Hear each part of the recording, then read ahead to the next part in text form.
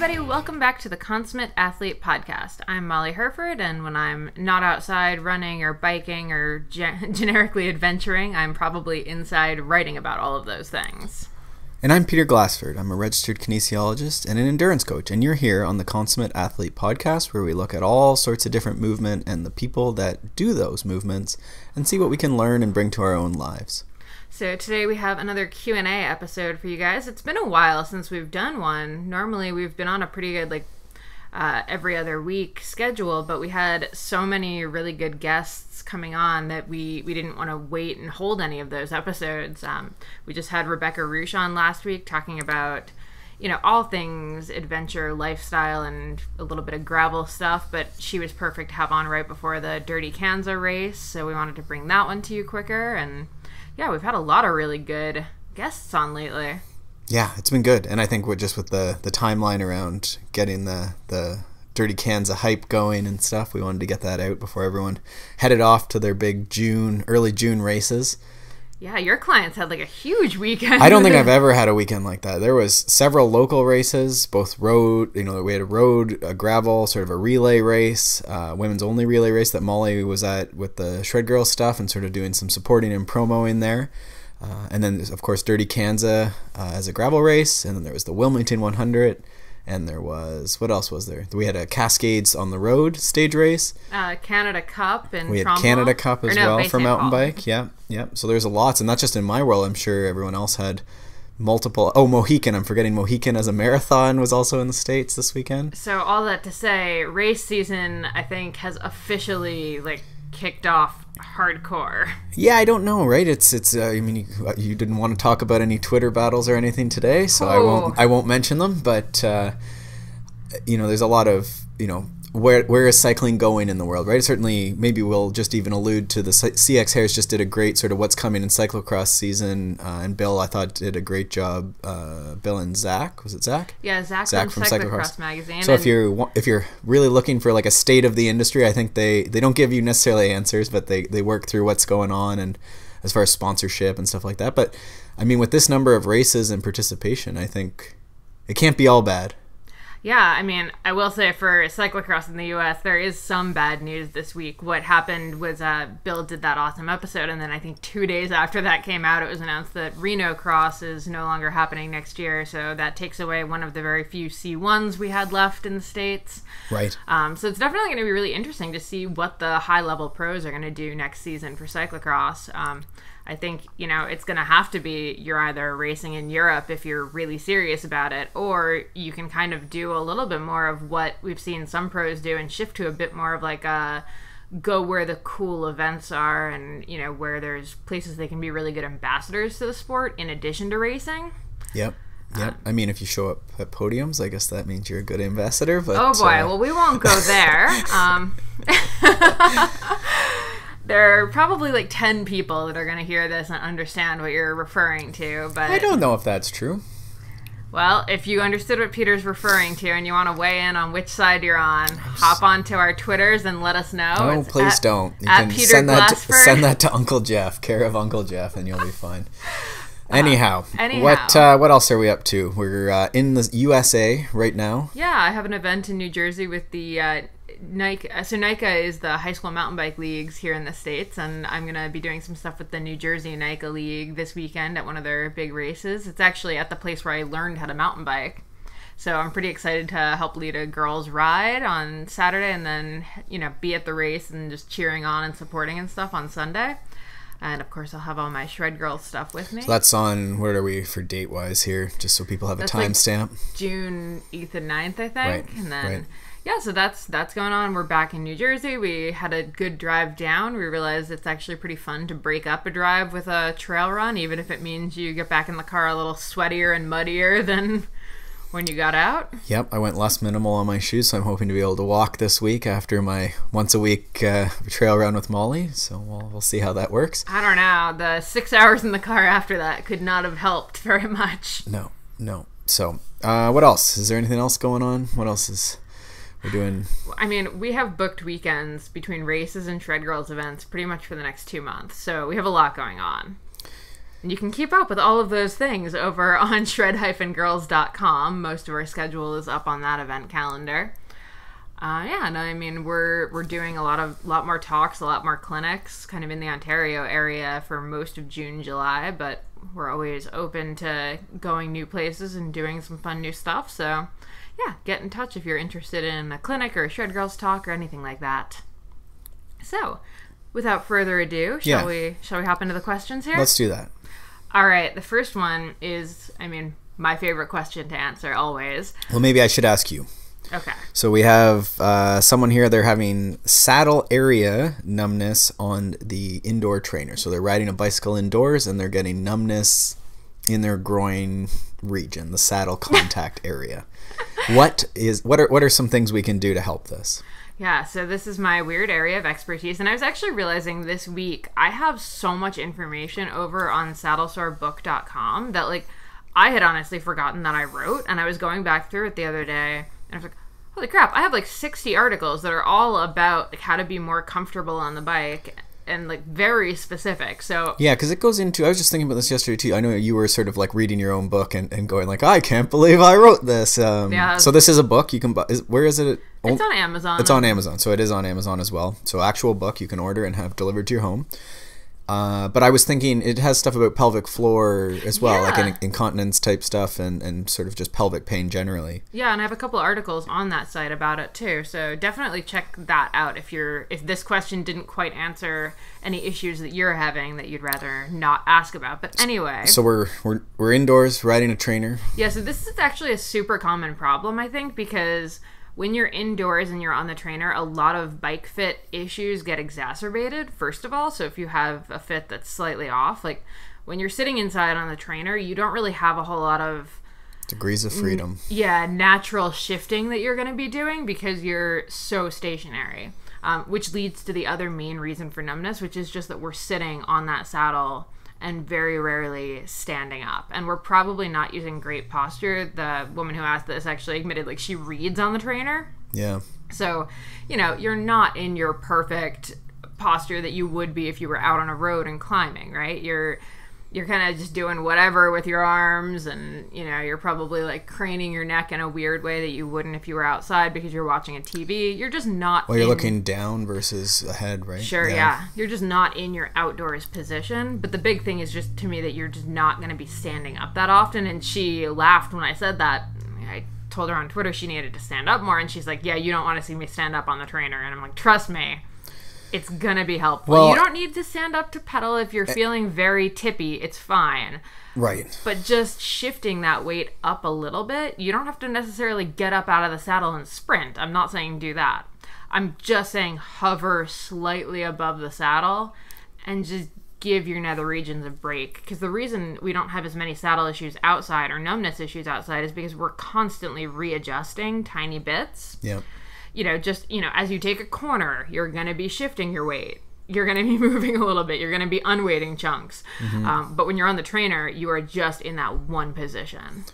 Yeah, and I think, like, in the kinesiology world, maybe if we put it that way, just, you're looking at movement, there's always this, like, movement variety piece, right? So if someone is sitting all day, it's like, oh, well, you sit all day. No wonder you have back pain or, whatever. In this case, right, like you're pedaling at the exact same RPM, probably lower RPM, probably if you're reading, like probably lower output, right? So, and we know things like standing is one that I guess that's my contribution to your book is this aha moment of we should stand up more as cyclists. But if we're not changing the output, so if we don't coast even to a stoplight, even when we coast a lot of, we can put weight onto those stable feet, stable pedals.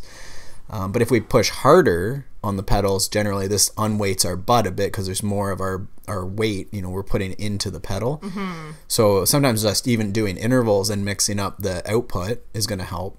But when we stand, I'm actually, I think on the scale of coaches and where we are with like standing intervals inside, I actually like do not like people standing indoors.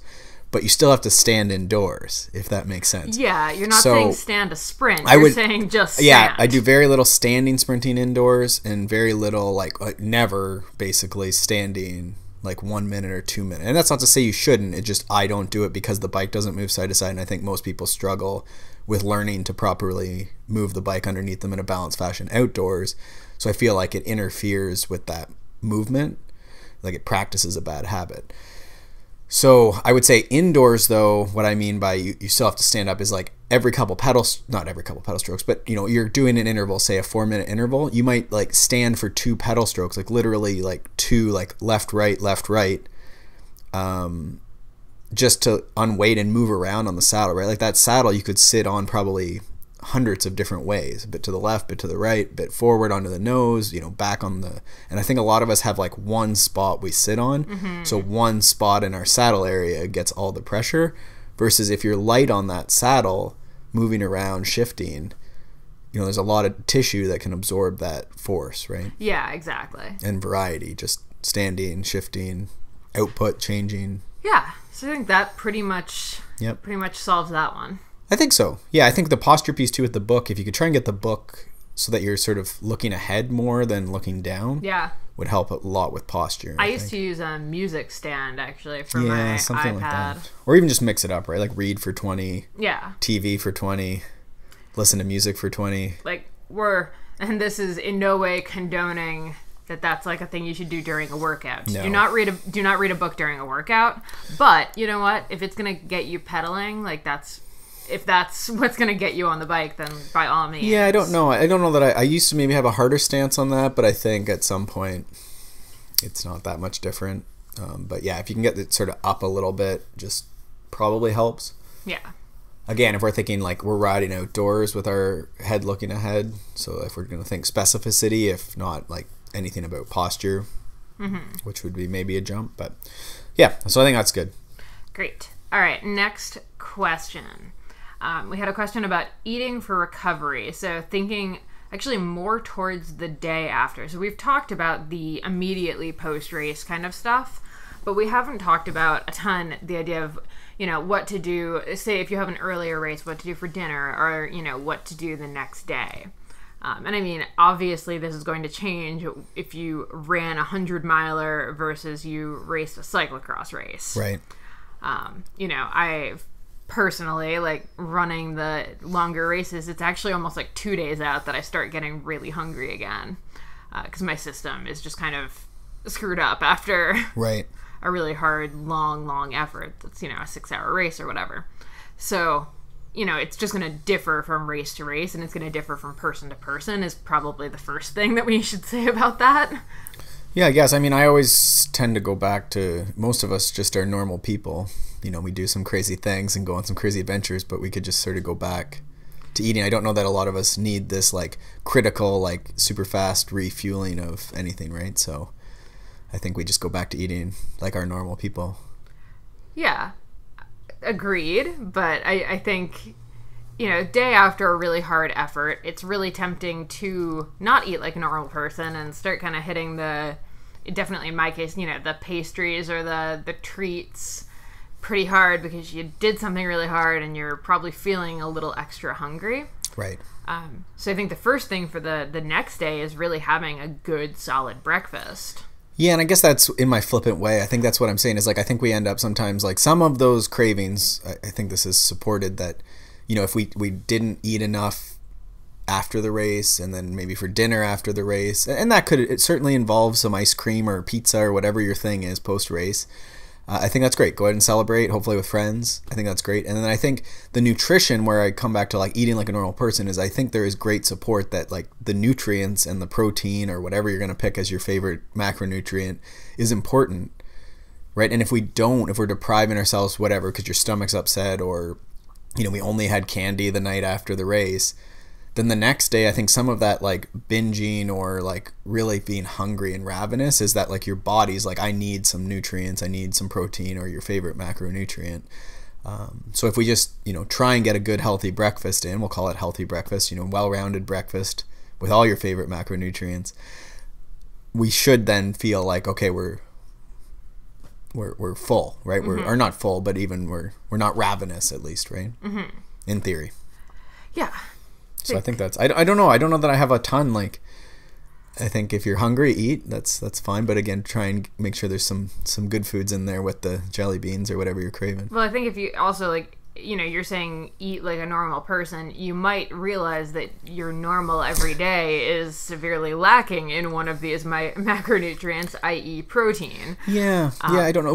There wasn't like a context for this? Like I always like am ravenous for the week after, or I am very tired the week after. I'm just curious about how to eat appropriately to be ready to race, especially in a race season where you're racing every weekend. The next weekend, yeah. I mean, that's really the thing, right? Is that we know that you want to eat daily, and we know, I've heard that, yes. After the race, there's certainly a refueling period there, and really, it's not even the next race for a lot of us, right? It's like maybe midweek, we'd love to, like, geez, if I could get a good sort of Wednesday workout in between my 2 Sunday races, that would be amazing, right? And I think harder and harder as I get older and busier and stuff too. So I think that's where that sleep and the nutrition piece does get important. Mm-hmm. So we have a lot of episodes on, basic nutrition for everyday eating. So if you're curious about our philosophies on that, we have a few nutritionists as well. I was going to say, yeah, we definitely have like Stacey Sims or Lori. Yeah. Lori has been on too. And even Fitzgerald has lots of his stuff, right? Like eating for endurance, right? Yeah. Great one to read. Well in there. Well, and he was on talking to that book too, right? Yeah. So I'll try and link to those 3 at least, and then... Yeah, definitely just realize that... Fuel Your Ride is also a book. Oh, right. You could buy on Amazon, probably. That's true. A real book. Yeah. Yeah, so basically just kind of realizing the goal is to really get back to homeostasis as quickly as possible. And, the best way to get back to that is eating normally. And if you're starving, eat what you'd normally eat, like those healthy whole food meals, and maybe just add a little bit of extra protein or, 1 extra potato or whatever. Sure. Yeah. And I mean, I think, maybe if it's like a massive day, you just finished Dirty Kanza, like by all means you have your beer if that's what you're having, like enjoy that. Definitely. Maybe there's a protein shake in there because it's a lot of calories are going to have to come back in, right? Like you're just going to be the protein shake or recovery shake is going to hit the bottom, but then, hopefully you can go and get like, if you're into Mexican food and that's tasty, like go have that, right? And just mix that up. So anyhow, I think we've belabored that. I think that's good. Eat something, eat frequently after the race, and then go back to your normal routine.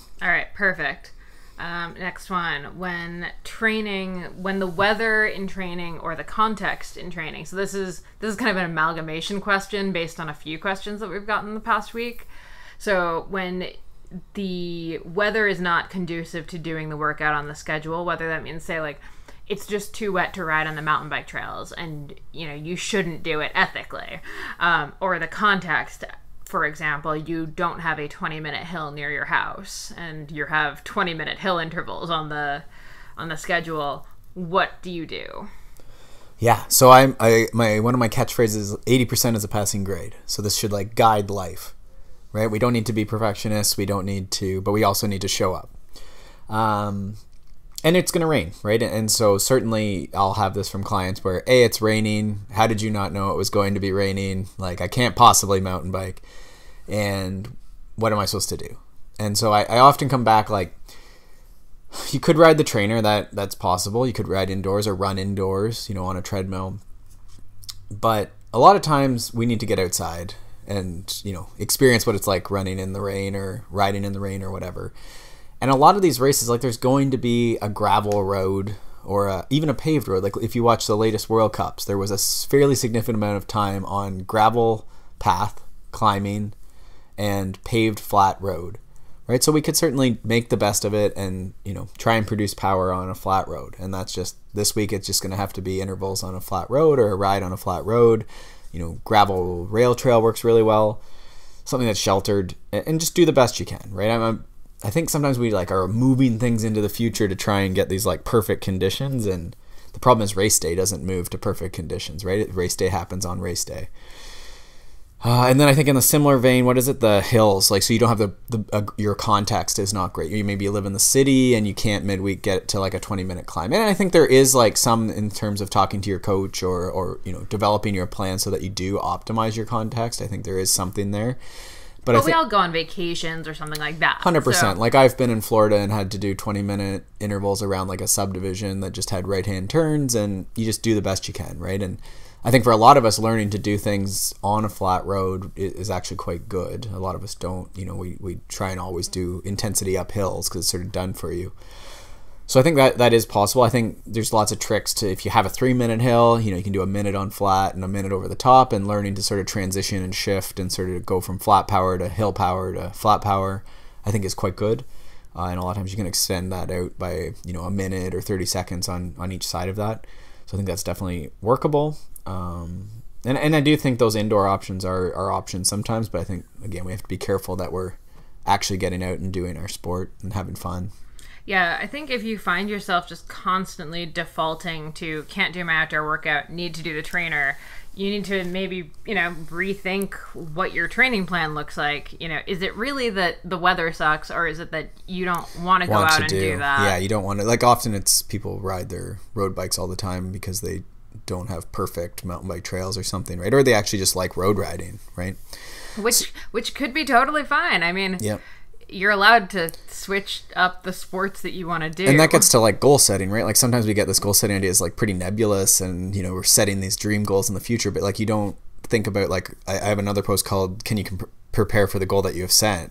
And it's almost like, do you want to prepare for the goal that you've set, right? So we went to an Ironman, and by the end of it, I don't regret doing the Ironman, but like I dislike straight roads and pavement running so much. Like, it just pains my soul. If I can run onto a trail, like, it's like a switch. Having a great time goes by quicker. But if I get on a straight, flat, paved road, it just, like, in my soul is aching. So that was a fine goal. I learned to swim. That we went on an adventure and incorporated a lot of mountain biking into our Ironman trip. But that's all to say, like, I'm not continuing to race triathlon, and that's just me, right? But I have...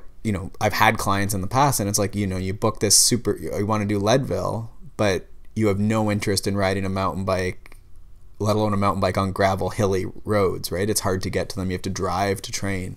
So sometimes just thinking through. Or you join a road team, but you realize you don't actually like Molly riding joined on the a road. Criterium road team. I mean, you had there was good social stuff with that, and you liked that idea, but then you realize, like, turning a road bike is not with a group of people on sketchy courses is not necessarily your idea of a great time. Exactly. And more importantly, like, you weren't willing to really go and like find a industrial block to practice. Was not. Right? Like sprinting in and out of like corners and cornering on sand and all this. So no, but it turns out I am totally willing to go run 20 miles of trails by myself on a Saturday. Right, and then that's like perfect preparation to go do a 80 kilometer, 50 mile run, right? Like there's other people around in those runs, but there's not a lot of like, drafting. We're not track running here. Exactly. Yeah. So yeah, I mean, I think you almost need to reverse engineer, and I think a lot of us kind of forget that, but like think about what you want to be doing for your training. Mm-hmm. What training is really fun for you, and okay, like let's maybe pick a race goal based on what we enjoy doing for training instead of picking a race goal and then trying to figure out the training. Well, and even so, I read another post, and I'm going to try and remember to link to these, but I'll also try and just do it justice, and this one was on Matt My Run, sort of Under Armour blog, and it was around,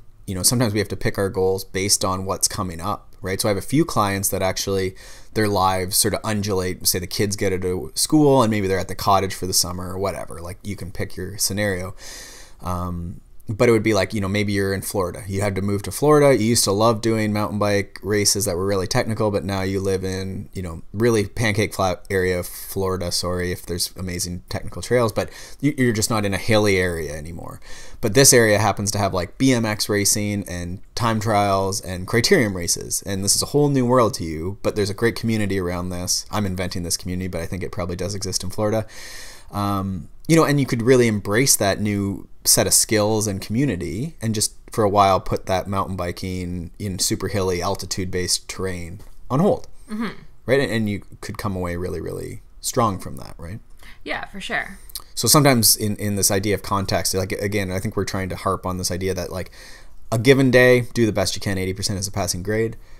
But long-term, or medium-term thinking, what is my context for this 3 months? What could a goal be at the end of these 3 months? I'm in a city. Maybe it's better that I just embrace these crits that are happening every Tuesday and do a big crit race at the end of the summer. Exactly. Right? And then you're setting yourself up for success. Yeah. All right. So this is probably going to kind of have some similar themes, but you've had a lot of questions lately about training while you're sick. And I mean, I'm gonna say hopefully we're through a lot of that like between season colds and flus that tend to start circulating. Yeah. You know, we both were down for, I'd say, like at least a week in May. With really odd ones though, like I wouldn't have said we had colds per se. No, but we were sick. Yeah, and you were like having trouble, like even like eating. You felt like it was almost nausea, and then I felt amazing, but then like had this like borderline nasal infection, and so that was my only symptom.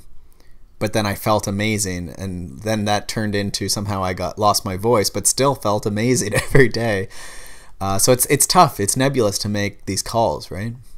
Yeah. So, what are your rules to live by when an athlete comes to you? So, like, let's also specify, you know, do as you say, not as you do. So the like cliched one is the neck check. So I mean, in my case, again, it was sort of tough because every day I felt super motivated, like energetic with work. I'm up at like 5 a.m. and I'm very just, annoying.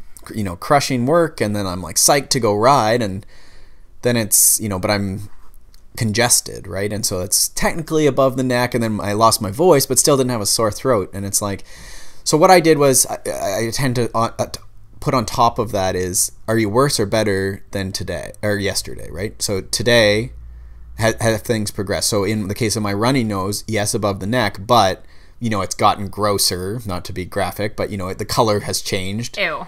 Or it's just worse, right? Like you could barely sleep, so there's a sleep factor coming in maybe, and it's just you're really congested, right? You know how like you're coughing a bit because you're congested, or just like you couldn't breathe as well, and you just didn't sleep as well. So now we have sleep and worse congestion. To me, those are like factors that are, you know, the second sleep's involved. That's worse than it was yesterday, and so that's a easy day. And I think along with this, anytime you're having congestion, runny nose, you don't really, I always think about blowing it back down into your lungs, right? Which is going to get it below the neck. So you want to be really careful that we're keeping training lighter, like low intensity for sure, and probably being careful on volume and just trying to get things trending positively.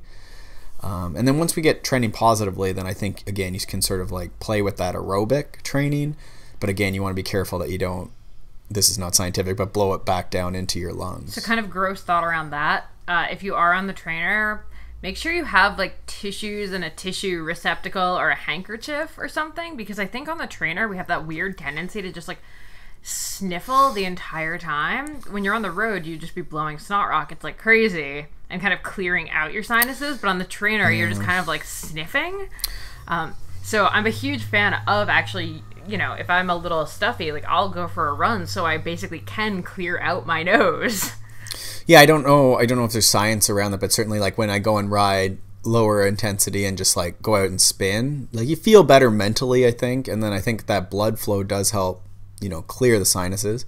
If you haven't tried a neti pot with distilled water, I do think that those sort of blasting the sinuses out do help, I think, just with your daily function. And again, it's drug free and everything else. So I don't know if that's how I end up in these situations where I feel fine, but I do have this congestion, but there you go. I think the last thing to maybe add on that is, I mean, you can always start a workout, like, and then back off if you're not feeling good. So, I mean, if you are questioning it, just be aware as you're going out through your workout. Don't push through the last, you know, all the intervals if you feel like garbage as you're doing them. Yeah, I guess, and I mean, if you weren't sick yesterday and then today now you have runny nose, then you're worse than yesterday. So I would just flag that as a yellow and take a easy day, skip that day, carry on, and then if you're better the next day, okay, well then I'll try, you know, it might not be an intensity, but try whatever day was there. You know, it might be like a bit of low volume. And then if after that low volume day, again, you get worse again, then I would say like that's a good sign that like 2 days, you know, you've had 2 days that have just gone sort of sideways and training hasn't helped, then that's a good sign that training hasn't helped. So take a day, you know, and again, this could be light walking, yoga, this type of stuff, still moving, right? Extra nap time, extra time to bed. And it's frustrating, right? But we're always trying to see, like, again, if we make it worse and then it's longer. Yeah. Right? Like a couple days is not a big deal. Yeah, for sure. So that all leads very neatly into the next question, which is around FOMO. Man, between that and imposter syndrome, we just have hit all of the hot button trendy issues. I guess it's all about the hashtags. All about the hashtags. So the FOMO issue is, exacerbated. You've had a few different people ask about this, and for some of them it's on Instagram. They're seeing people doing all these cool races or cool rides or riding with friends or, you know, going on these crazy trips, all that kind of stuff. Or you've got people that are just scrolling Strava and seeing people racking up the big training rides when you're at home, either doing your prescribed training or recovering from something, whether it's an injury or a race, or you're just on a rest week, and you're getting some pretty severe FOMO about it. Yeah, and I mean, you get the notifications, you got those all turned on, and you know, losing your QOMs on Strava, and your fastest known times are being shattered by other people. Yeah, it's tough. And I mean, I think the thing is, if you're following 1,000 people on either platform, you're seeing 1,000 highlights coming through. You know, it's not like we're no longer in the days of like, you've got your 3 friends that you talk to about racing and you're hearing about their race stuff. And like, maybe you're flipping through a magazine and seeing some cool races or cool rides that you're not doing. Now you're just constantly inundated by what everyone is doing. Right. So, you know, if you think about it, any given weekend, like we just listed how many races that happened this weekend, like 15. Yeah. Even if you did one of them, you could probably still scroll Instagram. Someone did something bigger and better. Yeah. Yeah, right? Like even in the Dirty Kanza. Someone did the Dirty Kanza XL. And was it Colin Strickland one? I forgot. I apologize. But they broke the record anyhow. It was really fast, right? But then on top of that, there was a bunch of people that did DKXL. They did 350 miles. So it doesn't matter that those guys all went really fast. I think the women actually might have broke their record too. But all that to say, you ride 200 miles and then someone posts to Strava they did 350 miles, right? You're not going to win this battle. And it's tough. Point number 1. And so I think, and if you watch closely, like the problem is that all these social networks are great. You see, like I love Strava for the route finder, and the heat map is just an amazing piece of technology. If you haven't used the heat map where you can see where other people have ridden frequently, like we use that all the time when we travel. You know, Instagram has lots of great things about it. It's really cool to see, you know, I don't know how we'd keep up with what's going on in the world as far as events and stuff, right? And who's doing well and, you know, all these cool things. Like there's a lot of really, really cool stuff on it. But the thing is, you mentioned like the algorithm basically, right? And you're only seeing the people who are like, it's filing what you're seeing based on the things that are really, people are doing a lot of likes. And it's probably the people that are finishing DKXL or setting the world record, you know, best time on the 200 or all this stuff, right? It's not showing like, oh, I'm at home alone, you know, and I had a piece of pizza. Here's a picture of it. It's just a normal day, right? Because that's not getting nearly the likes. So we have to remember, which is very hard, that like this stuff is being selected for better or worse, and that everyone has normal days, right? Like I think case in point is Rebecca Roosh didn't start, you know, after our podcast, which is an amazing podcast. I listened to it twice now and I'm going to listen to it again today. She had to change plans. She didn't start the Dirty Kanza XL. Yeah, and I mean, I think you can kind of do this thought experiment with any one particular person. You know, so pick like whoever did the DK 350, say this weekend. So if you then, you know, click through their feed and start looking back a few weeks, whether it's on Strava or Instagram or wherever, you're probably going to see that they didn't race last weekend or the weekend before that. And, you know, they took this down week or this kind of stuff. So I think if you just try to start looking at like one person, whenever you start feeling like everyone is doing so much more than you, if you actually break it down and look at the one person, the odds are pretty good that they're not doing that as much as it might seem. They have a lot of normal days. Yeah, I mean, like I won a race last week, but I don't know if I've even posted since then. And like we've had to sit in a car and I had to sit in front of my computer for a lot of a day. You know, I had to take a rest day. We had a family thing, so on that Saturday when everyone was at DK, and I'm like, oh, maybe I should be racing gravel now. We were playing with our 1-year-old niece. Yeah, and it's like you're not doing anything extreme. You're doing normal family stuff, which is awesome, exactly. Right? And you try and be where you are, but I don't know. So David Roche, I'll link to this. Molly's coach, he did a great post on FOMO specifically, and just sort of that like sitting, his analogy or his story he told was sort of sitting inside on a Monday, taking a rest day after a big weekend, and then everyone goes running by, putting in big days like secret training on Monday. And so I think we just have to remember, like, there's at some point you need to have a normal day and a training day, right? We need to put that hay in the barn, as I'm fond of saying. It's true, yeah. And I mean, if you're really feeling that, intense level of FOMO, it might be time to turn Strava off on your phone or only use it as like an upload tool for a little while. Maybe turn off the notifications if it's really stressing you out. I think that's like a non-negotiable, like no notifications from that or Instagram. Like that's crazy. I think Bill and I were talking about this when I was on CX Hairs last month. The best thing I've done for myself in the last year is I turned off the notification numbers on all of my apps. Oh, so you don't have like a badge icon. Exactly. Yeah. Except with the exception of texts and calls, those are the only two notifications I get. But I can't see the number of emails I have unread. I can't see the number of Instagram stuff or Twitter stuff or anything. Yeah. And it's been the best thing that I could have possibly done. Yeah, because I mean, a lot of that stuff, right? Like I did an experiment on myself. I go in and out of grayscaling my phone and stuff like that. But I do like, it's annoying as all heck, but I have the time limit set to like 5 minutes on my social media stuff. So it like pops up really quick. And it just gives you that like check-in. And a lot of times I'll say, no, give me more, a 15 minutes even or whatever. But it gives you that check. So I think that's a good one. And I think just trying to find parts of the day that you are maybe checking these things, right? Like, and just you don't maybe do it at work or whatever, and trying to put some sort of checks and balances in on how often you're checking in. Yeah, and being aware of how they affect you. Yeah. There's just not really a good point in torturing yourself on the weekend, looking at this stuff if all it's doing is making you feel sad that you're missing out on doing some of these races. Yeah. Because you're going to miss, I think, is the thing, right? And there's going to someone... You literally could not do Wilmington and Kansas and Bay St. Paul because they happened on the same day. Well, and the reality is a lot of us, like with my triathlon story, like, I'll see, like they're going and they're like slugging out some like Ironman Kona, and I'll be like, damn, I need to slug out Ironman. And then I'm like, I don't even like that. Like, again, I do not want to put myself through that.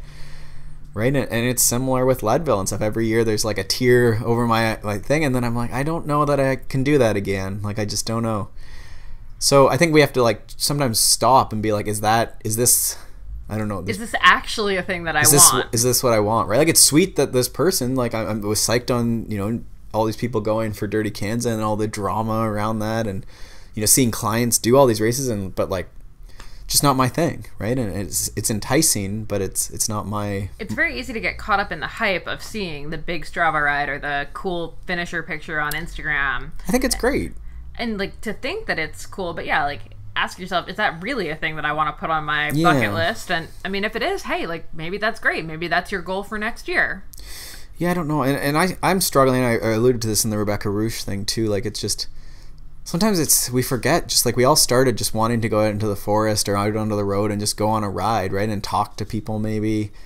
And I think sometimes we have to remember that that's, not everything has to be an event, right? Sometimes it can just be, I just went for an hour ride today on my mountain bike. And I'm pretty interested. We have a podcast coming up with actually Lori Netescu, the nutritionist who's been on before, and her husband. Both of them are bike racers, and we're going to have kind of a talk about training and racing together as couples and setting goals and stuff. And I think that's going to be a really interesting one around this topic, just because I think all four of us have very different goals and like thoughts around goal setting and racing and stuff at this point. So I think that's going to be a really fun conversation that kind of comes back to this. So just a little preview, I guess. Yeah, I guess. All right. I don't know if there's any answers there. I think trying to focus on what you want to do and not so much on who's beating your segments and stuff. But it's true. It's a tough one. It is. All right. Next one. Actually, so last thing I'll say on this is the nice thing about how much we travel or how much we have traveled is that any QOMs I have are not anywhere around me. So there's just no chance of me defending them when they get taken. I can't think like, well, I got to go out and get that one again. It's like, well, I'd have to go back to California to get that one again.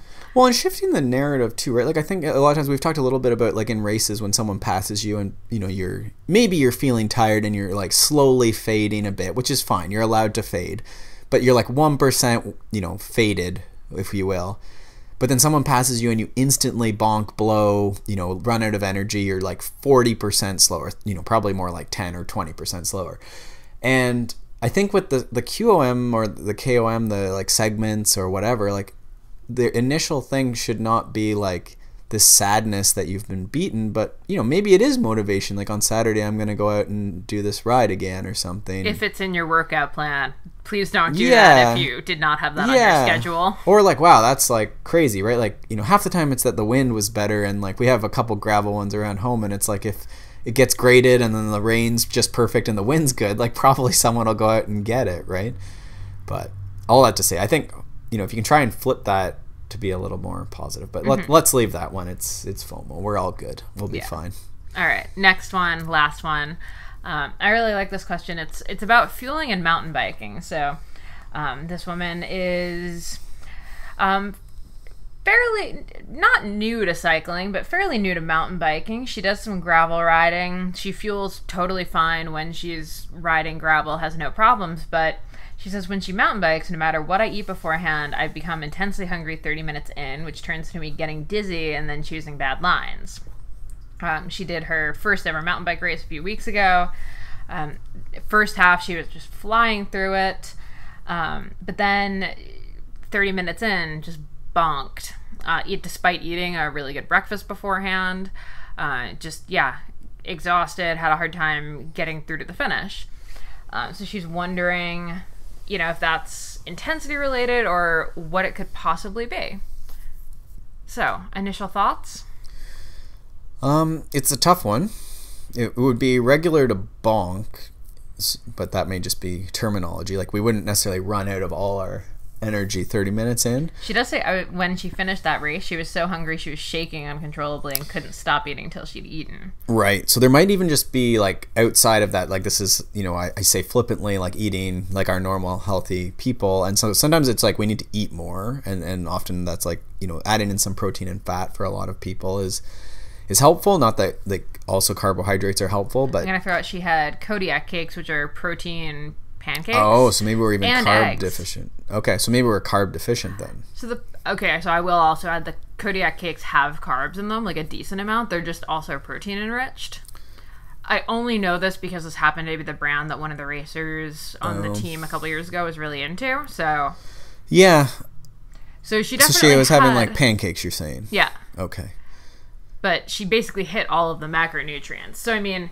For race day, sure. Yeah, and 2 hours prior to the race. So we're not talking like 4 hours away or anything Interesting. like that. I mean, I don't know that she said she had anything right before the race, so that might be part of it is, this is clearly she's low on something, so eating a little more right ahead of the race. I mean, it sounds like there's something there. I mean, it might be like I would try a bit more maybe and just see and just make sure like throughout the day everything's coming in. There's some protein, fat, and carbohydrate, and that's like weekly. Like that's what we're thinking. Most meals, just checking in with each meal, and it may be that you need to eat more, which is always uncomfortable, or generally uncomfortable for people to try. But let's assume it's like specific, event specific. So often in road, it's easy to keep it nice and steady, and then in mountain bike, there's especially your mountain bike race, right? Like it's just ballistic from the start. It's irrational is what I often say from the start, right? And that's the discipline. We have to embrace that. And the thing is like, and I think I've said this before, if I feel like I have to quit in like the first lap of 6, that's usually a good sign for me. That's been honed over years because I am a chronic like under pacer, like, or we'll say perfect pacer, but means you're last place in a mountain bike race because it's irrational, right? So you're going to have a moment in that first lap probably where you're a little deep. You're almost a bit cross-eyed. I'll use that analogy, right? Which almost fits here. Like you're feeling like dizzy almost, right? And we don't want to be unsafe, but there is sort of this like in mountain biking, you're going really hard and then you got to settle in at some point and sort of like, this is my pace. So I think sometimes it's just like training that, right? Versus only road riding maybe during the week where everything's in control, the pace is, heart rate's sort of controlled. Sometimes we're forgetting that we need to, again, find that context and prepare for that goal, which relates to our earlier question too, right? And I'm not saying that our listener here necessarily is in that boat, but I would say, okay, well, that it was 30 minutes. Can you go out and do some intervals, some mountain bike intervals, 5x2s, and then maybe have a little downhill after your 2-minute hill and use a hill off-road so that you're specific in your cadence and your position and your bike, but then the hill's going to say like you're going really hard, and then a terrain that you can clear safely on the way down, but something that's going to like make you think a little bit on the way down while you're breathing heavy and stuff, and just see like, can you replicate this in training, right? Well, I mean, she's saying every time she mountain bikes, like 30 minutes in, she's starving. Is that clear that it's in training as well? Every time I mountain bike, no matter what, I become intensely hungry. Yeah, I'd just be interested to know if like there's some training of this going on, and then if there is, then it's like, okay, well maybe try, and we don't know, but try one workout again, 5x2, 3 minutes between or something with a little bit of downhilling. See, can you like bring some mix, like put some sugar powder in your bottle, and does this head this off? Do you feel, I feel better throughout this? And it was because I was able to drink throughout, right? So that was, when I first read this question, that was kind of my initial thought was, on the road, it's really easy to, have your, like your waffle or your, just more solid food kind of thing and separate your food from your drink. But for me, I find on the mountain bike, if I don't have a sugar powder type thing in my bottle, I'm probably not going to get enough calories in. So it might be that you need to shift up your fueling strategy between the road and gravel versus mountain bike. Yeah. You might need to have that water bottle that has stuff in it so you can actually make sure that you're, getting that slow drip of calories instead of waiting till 30 minutes in when you're already kind of in that like hangry, bonky stage to start worrying about fueling. And I mean, I don't know that she uses a heart rate monitor or anything, but it would be interesting to see road versus mountain bike, what the heart rates look like. Or even just training mountain bike, right? Like I think a lot of us, again, this is context sometimes, but like we have a flatter route and then we end up going up a hill, right? And it's not always evident, but definitely mountain biking is hard. Yeah. And so I try and encourage people, like, especially if you're mountain biking to your focus, that like your interval days again are, try and make them specific. Like, okay, well, half an hour seems to be the issue right now. Well, can we break that up even into say 6x5, 4x5 little loops that are hard? Yeah. Try and replicate that feeling, and maybe it's partially training, maybe it's partially just like, oh wow, when I'm mountain biking and I'm breathing really hard, it's hard to stay on trail, right? And that's mountain bike racing. And I think you might even miss this because you've been mountain biking for so long, but I'll say for me, I definitely burn more and feel hungrier on the mountain bike because honestly, like I'm still terrified on the mountain bike. Sure. Right? Like I'm still so stressed out. So I think that exacerbates any feelings of hunger. Like when you're a little bit shaky because you're really freaked out about a log or a downhill or whatever, you're going to feel all of those feelings so much more keenly. And the other thing she mentioned dizziness. And, we talked about this yesterday when we were kind of discussing this question. Honestly, sometimes on the mountain bike, you're going through a lot more turns and corners a lot more quickly than you would if you were walking them, and you're doing a lot more corners than you would on a road bike or a gravel bike. So, and especially at this time of year where the leaves are all very bright green, sometimes it actually just makes you dizzy. So you have all of these stimuli coming at you, and if you add a little bit of hunger on top of that, you can very quickly get in a lot more trouble than you would if you were just on a straight road, kind of hanging out. And there's not really dialing it back in mountain biking, right? On the road, you might not realize, but you kind of can calm down a lot easier. On the mountain bike, you don't really have that option most of the time. Well, and if you're not able to, so yeah, I think those are great points. The colors like whirring, like when you try and take a picture of someone in the forest, it's like never works out. Like kudos to all my photographer friends because they do and they're amazing with this. But the greens and the like speeds off road make photography like almost impossible. Like I don't know how people do it. So I think our vision, this is not my wheelhouse at all, but our vision gets blurred just by that speed and just things whirling by. And then if you're also like at all concerned about the things going by you on the side of the trail, that certainly could be stressful. And then if you're tensing up and not maybe breathing a lot, this can be hard. So I think again, specificity in training, go hard, do intervals, use a lap button so that you know what the interval length is, and heart rate adding into this would be great. And then timing those loops and seeing, are you changing as far as performance, right? This is giving us a performance metric. I think the training takes care of a lot, and you can start, testing A/B, like with carbohydrate powder, with a banana just as before you're starting your intervals, just test some different things. And I bet you'll find that improves in specificity of training alone. I did have one other thing. Oh, sunglasses. Like sometimes, like if your eyes get dry or really like watering, like I know it sounds odd, but like you could get blurry vision, dizzy feeling from that, or at least so it might be like finding some clear lenses. Like I race a lot of times with clear lenses, and I would actually say that over some of the trail specific ones. I actually find the trail prism ones from Oakley, while I really like them, they actually make the colors look even trippier. So yeah. I found getting used to wearing them actually made me very dizzy a lot of the time. Yeah I had one other thought on that. Oh, so in the breathing and the being, so the key, and this comes to sort of finding like that standing recovery position where your limbs are pretty straight. You're basically standing up on the bike, which sounds like duh, but a lot of people can never find like a resting recovery position standing, which is a lot of time in mountain biking we're standing. But most people, when they stand, they're like trying to find like our aggressive ready position with like bent knees, elbows out.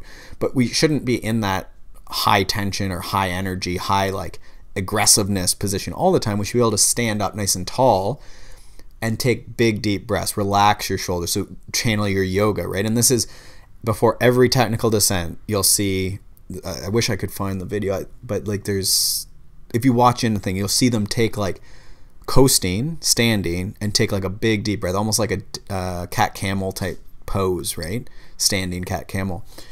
And just trying to find like that, relax the muscles. You almost get chills if you do it right, and then you back to your attack position into the rock garden, whatever, right? So in our interval scenario, this might be riding up a 2-minute hill, cat camel, big deep breath, and then I just got chills, and then down into the descent, right? Like you should be able to channel, and that takes practice, right? It sounds kooky, but that's how you turn from like full gas climbing to relaxed, supple descending, right? And that breath in might be the difference. And I think all of that to say, mountain biking is just not the same as road or gravel. Ultimately, like, you almost have to kind of approach it as a totally new discipline in a lot of ways. Oh, 100%. Like, yes, they're both pedaling bikes, but everything, like all of the energy systems used and stuff, like it's gonna feel different because you're basically doing a totally different sport. And you see that in the results now with all the Grand Tour riders coming and trying to do races, right? They're skilled, powerful athletes. They've probably even off-road ridden in their life, but it's just not the thing they're very elite at. You know, I have a client who's so much fitter than me. He's a great road rider, pretty good at gravel, but hasn't spent as much time mountain bike, and it's like a switch. I'm in like so much pain anytime we ride the more road-based stuff, and then mountain biking, it's not so bad, right? And I get, because I have all this efficiency every time there's a bump. It's like, it's so odd. Even switching to gravel, right? It's a different sport. So make sure you're training your context, your specificity, right? Yeah. So keep us posted if any of that helps. And of course, if you're listening and you have other questions, however specific or general, you can always shoot us a message over on consummateathlete.com or hit us up on social media. It's at Peter Glassford and at Molly J. Herford on Twitter and Instagram. And if you liked this episode or the show in general, we would love it if you'd head over to iTunes or wherever you listen to podcasts and leave us a rating or review. It's super helpful. We have a lot of big guests coming up. We have a lot of really big names that we'd love to get on here. And the more ratings and reviews we get, the better the chances of getting, you know, bigger guests on the show and continuing to keep it running. We actually celebrated our 3-year anniversary. I didn't even realize. Aw, you didn't get me anything? No. Darn it. Yeah, we're over 3 years now, so we've been doing this. I think we've only missed 1 week in 3 years of podcasting. We took our honeymoon at some point in there, too. No, we pre-uploaded. Oh. That wasn't the week we skipped? We were just busy. We interviewed Dean Gollich the day before our wedding. I mean, it was Dean Gollich. I know. I would talk to that man any day. I know. Anyway, thank you guys so much for tuning in, as always, and we will see you next week.